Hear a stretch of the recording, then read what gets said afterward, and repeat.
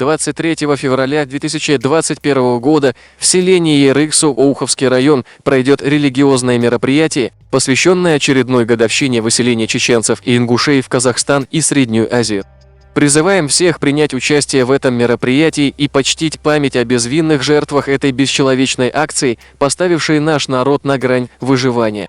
13 лет изгнания, десятки тысяч погибших, холод, голод и жизнь на чужбине. Наш народ прошел все круги ада, но сохранил себя и свое достоинство. Каждый из нас, живущих сегодня, должен помнить о тех, кому пришлось пережить эти жуткие испытания, кто остался в снегу на безымянных полустанках, кого приняла чужая земля, помнить о тех, кто ушел в праведный мир, так и не вернувшись в свой родной дом, в обитель своих предков.